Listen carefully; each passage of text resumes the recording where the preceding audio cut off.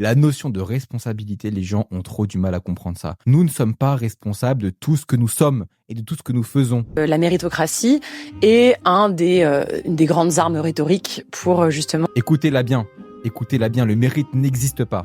justifier les privilèges, ou pour dire non, ce ne sont pas des privilèges, ce sont des avantages mérités. C'est quelque chose qu'on entend extrêmement souvent.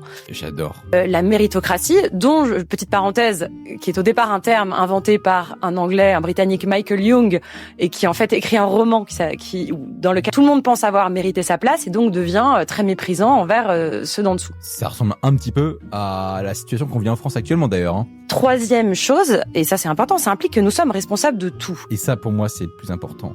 La notion de responsabilité, les gens ont trop du mal à comprendre ça. Nous ne sommes pas responsables de tout ce que nous sommes et de tout ce que nous faisons. Il faut bien le comprendre ça. On n'est évidemment pas responsable du fait d'être né dans une famille aisée.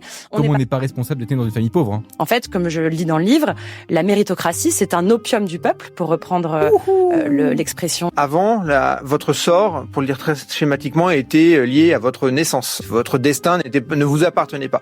Bon, c'est toujours un peu le cas. Hein. Sauf que là, il n'y a plus de divin. Mais globalement, ton destin, il est toujours très corrélé à ta naissance. Hein, pour le coup. Ceux qui réussissent aujourd'hui à l'école, ce sont et les fils de profs et les fils de riches.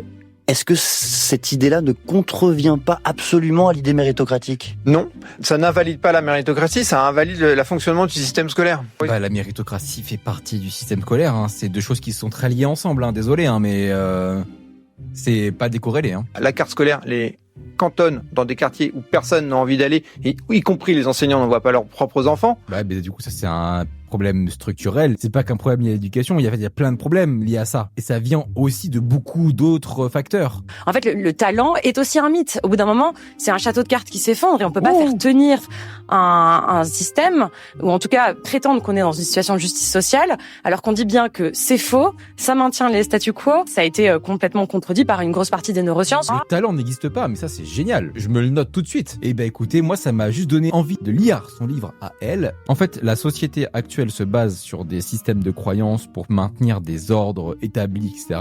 Donc nous, c'est la méritocratie, mais du coup, elle propose un autre système de valeurs qui serait autour de l'entraide. Et ça résonne beaucoup en ce que moi je crois. Et j'ai très envie de savoir du coup comment, dans une société tournée vers le collectif, tournée vers l'entraide, ça fonctionnerait.